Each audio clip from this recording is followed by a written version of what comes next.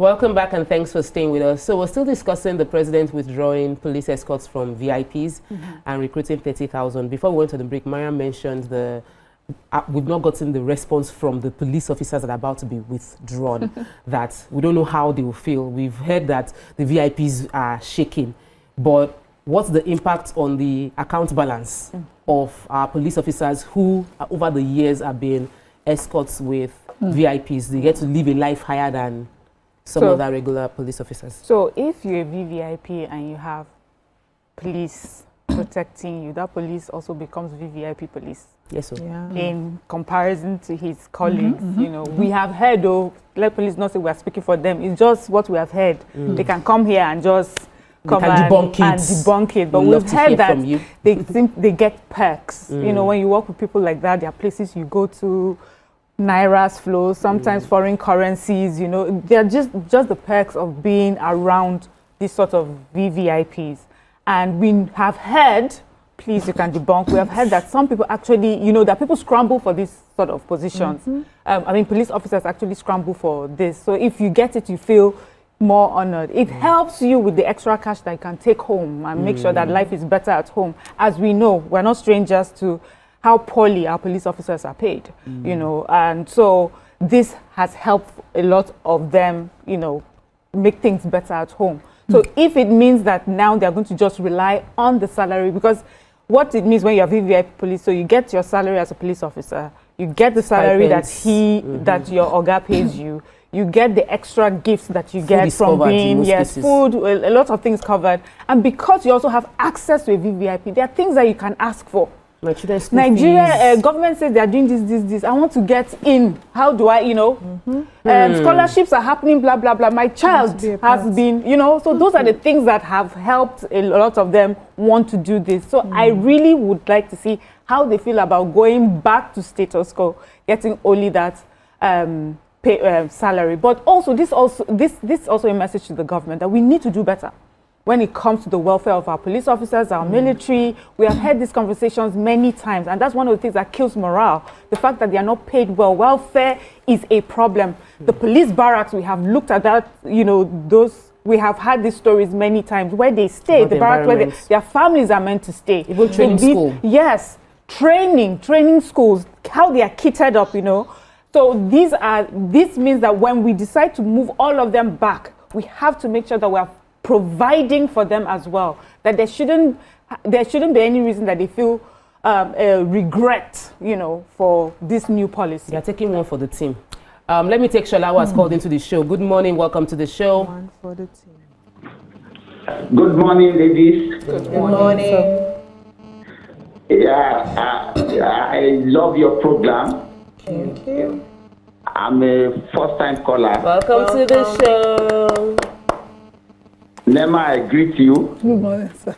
Mariam, Tope, but the other lady, her name is so, I don't know how to pronounce the name. But God bless all of you. Amen. You see, this topic you are talking about is a very good topic.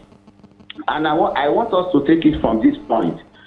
You see, the President of the Federal Republic of Nigeria, President Bola Ahmed Tinubu, is not a man that used to joke, especially when it comes to a serious matter like this. I am assuring you, we can talk of the past announcement concerning this and not being implemented. But I'm telling you, this one is going to be implemented. It will be implemented, and it's a very good development for our nation. It's a very good development for our nation. We have been expecting it for a very long time. And I want to tell the VIP, there are a lot of means that have not been exploited concerning the VIP. Let them open up, untap those means, and let them be using it. We have been seeing it all around foreign countries. It has been happening. So it can also happen in our own country. Okay. Thank you. God bless you. Thank you so much, Mr. Shola. So, Nima, in my head, I'm just wondering, we've discussed the impact, the way the policemen might feel, and I said they are taking one for the team because Nigeria is facing a huge challenge. So the team is Nigeria as a unit, and we have a group of people who are very vulnerable and are suffering. And so if you're a police officer, you might have had the comfort of being around VIP, and now you are going to be deployed to maybe some schools to protect those schools and all of that. It's one for the team because your children might also attend that same school. But I'm concerned about the modalities of implementation. Don't we need like a constitutional, like let's create a constitutional framework for implementation? Like if it is a law that if you're a VIP and if you are not of this rank or this political position or this exposure, then you cannot have a police escorts. There are laws. It's not for lack of law. The aberration is having police officers. The law is... So if you're a public office holder, like magistrates, judges, certain public office holders, head of ministries, you automatically have an assigned police officer to you. But there's also very influential Nigerians who pay. There are also certain bodies, corporate bodies, who pay for the police details attached to them. They make payments. I know of some weekly. They come service and pay for the fuel and all of that run the police station attached close by. I know a VIP on our side of Lagos. There's nobody you don't know. You knew. This VIP has his house built specifically by the police station. And so the police officers are usually deployed easily. If he has any, he calls the DPU and all of that. So we know those ones that look like abuses. We also know that this will be relieving our police officers. So what I would advise government does is what we do. Is it hazard allowance we paid doctors during COVID? Trying to find hazard allowance. So a special allowance to encourage the deployment to schools. Because now we need that. Instead of having VIPs use our police officers for debt recovery, carry bag, whole umbrella, land, video, plenty everywhere. No. For their private businesses. We need to. This one we know off mic, we loud mic. Those are yes. Common. So but that's how we landed here. That's how we did not have enough manpower. Because if you pay me where to carry bag, I'm gonna carry this bag with joy. With joy. I'm carrying the umbrella. Even the military officers, sometimes they deploy them to traffic response. Yeah. Wow. And they do it like military men. Yes. Yeah. They know. No, because we have our head they correct. When we see soldiers, even I am always happy when the military man is in front of me. One day they saved my life.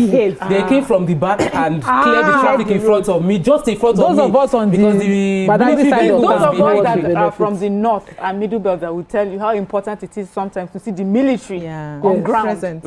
Let me take this call. Welcome to the show. Hello? Hello, good morning. Good morning. Good morning.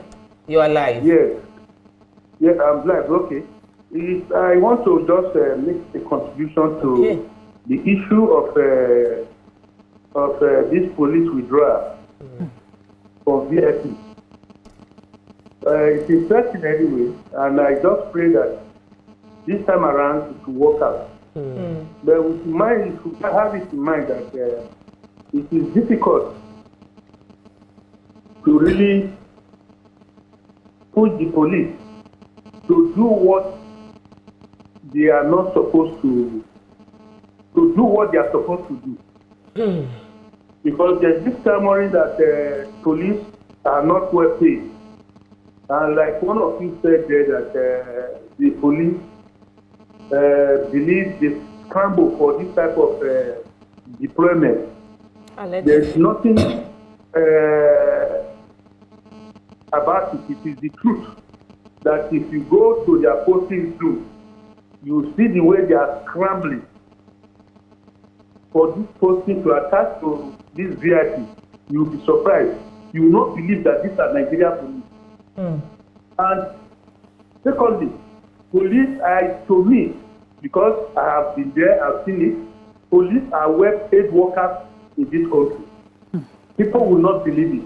Really? That an average police person in the station, when you come there, they will collect money for you to buy his file to incident your case. That's not official. But it's not well paid. That's why it's not well paid, and so we cannot even. Yes, right. Not only that, They go on the road, they harass you on the road, collect money from you. Okay, that's not Of course, they are not well paid. And they are shouting that they are not well paid. They are enemy to the fact that if really go to their barrack, police is not ready to help himself. Go to the military barrack, they declare special days for environmental sanitation in the barrack. Okay. Because the policeman, the uniform you give to him by the government, he will use it on death until that uniform gets wear out. Before they go, they have to buy their own uniform. To arrest one guy, they collect money to come buy one Africa from the market. Eddie, Two, thank you. He also still listening. You need to go to the police station and visit them. Okay. They are so indisciplined that a private will come in because of the money they share together. The settlement with the young ones, with the non-commissioned officer, they don't have respect for them. So when the issue of VIP in need of protection comes, so I'll give you rifle. You go there every month to get 500,000. They are happy with it. They leave their job. You go to police station, they say, we don't have men. The few hands we have here, they have been sent to patrol. It's all lies, all fallacy. All fallacy. They have enough police. If they want to do their job, they do their job. Even the DSS are even helping them. Those deployed as a CID before, they are now converted to regular police. DSS are taking their job from them. So, to me, thank you so much, Eddie. This is a very, you just expressed very strong personal opinion based on his observation of what he thinks is the reality of the police officers. And you cannot judge a few that collects bribe, maybe not a few, but let's say a few that collects bribe or money from Nigerian citizens as a salary payment. The general consensus is there's room for improvement in payment of many civil service of all many of our agencies. So let's be in one voice because we need them. The schools need them. Our security, we need them. So we shouldn't talk down on any security. So can I say something, please? I haven't spoken. I like the fact that we're trying to differentiate the VIPs, which is very important, yes. Mariam had alluded to that. The people who hold particular positions because of the nature of their position would require a form of, protection. But the original VIPs, I think this would largely focus on, maybe those wealthy people. Yes, I want to take this phone call. Let me take Tony, who has called in from Abuja, then I'll come back to you. Welcome to the show. Good morning, Tony. All of you are looking very well. You are live. So the first thing I want to say is that I feel like people are too sympathetic to police.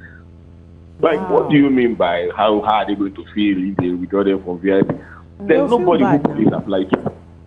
They all apply to police. And the day they were applying, they didn't apply to go and be somebody's bodyguard. It's just, an inefficiency in the system that made that kind of thing possible. Yeah. Because when you look at the police in Nigeria are not people's police. It's like colonial police that was used to preserve the government. And then now that after independence, it's like that police was now converted from preserving colonial governments to preserving elites. Yep. So they're not people police. The only ones that you're pitying them, I don't understand. Okay. We should still pity now, them. It's not come to that question. Let's say you withdraw all these policemen to go and start doing police work. Then I also see that some governors are talking about state police and all those things. First of all, our security architecture is severely underfunded for the type of work that they need to do. So the question now is, when you withdraw them, what next? Are you deploying them to the fields? Yeah. Will they be hiding in the police station? And like a previous caller said, that they are well paid because their ITR is very high. Right? True. But then again, there's nobody in Nigeria that is well paid. Everybody is underpaid. So you either do the job or you go home. Not that you'll be pitying them that they will do them from VIP because somebody is paying their children's school fees. Then again, when all those VIP are breaking the law, because they are paying the police with them, the police aids them to break the law. Did you see PDP office Secretary. where police was slapping people. Is that his work? And police from different factions. So this person's police is slapping people from this person's side. This person's police is slapping people from this person. Who does that? So you're going to stop pitying them. That's all. That's what's paining me. Yeah, it's not, quickly to Tony, just sorry, BC. Quickly to Tony. It's not pitying. The truth is, when we make new policies, we need to investigate everything. You know, that we have that happens, and when you take that away, you're going to create a situation. And if you do not put that into consideration when executing that new policy, you will create a new problem. So it is just highlighting that area, not pitying them. All right. Yeah, so I was saying that, you know, we have to distinguish the two types of VIPs. And I believe that the VIPs that they are largely going to be, you know, withdrawing protection from the elites, like the caller rightly said, and also the very rich people who have, you know, found a way to use government police to protect themselves. They are going to be withdrawing. And they were able to do that because of the loophole in the system. So if you have a system where the police itself feel a sense of, they feel like they belong. When I have conversations with some police people, they feel like the government has actually abandoned them. And because they are not like ASU that will come out and shout, or the medical practitioners that will come out and, they are not allowed to come out and hold strike and protest because of the nature of, you know, their work. It's something that they whisper underneath. It's something that they complain about. When you go to the police station to, maybe you have a case there, you will hear the complaints of what the government is not doing, how they are not able to secure their children in good schools, even public schools, and all of that. So we need to largely focus on the welfare of the police. The president has given an order that they should recruit 30,000 people, Abi, to join the police. Where are the 30,000 coming from? Are we sure we're going to have 30,000 people ready to join the police the way the police is right now? Because many people, growing up, we had people who aspired, even in the university. I studied political science, and half of my male classmates wanted to join the police. Really? At that time, yes. They wanted to have an understanding of how government works and join the police. Wow. Some wanted to join the army, and they had to come and do political science first. So, but many young people that you talk to, nobody looks at the force like somewhere they want to be, right? And that's because we have neglected what we need to do to ensure that we restore the dignity and integrity of the police. Now, the fact that everybody is underpaid in Nigeria, criminals will be criminals. I'm sure there are police people there who do not take bribes, even though they are not well paid. I'm sure there are police people who will not twist the case because somebody is coming to give them money. You know, we know some of these things, but they are there. Largely, Nigerians are a corrupt bunch. So that one we have to deal with. If you decide to steal because you are not well paid, you are not stealing because you are not well paid. You are stealing because you feel you don't have any other choice to do better for yourself. So the welfare of the police needs to be taken care of, and the VIPs, please let go of these people. Let them go back and do the work that they have, you know, they were recruited to do for the good of the society. Of the country. Yeah. So we'll take a break. When we come back, we'll talk about the question that Tony raised, the abuse of the institution, the slapping and slapping of individuals based on who is paying you the highest. Stay with us, we'll be right back. Stay tuned. Your View will be right back.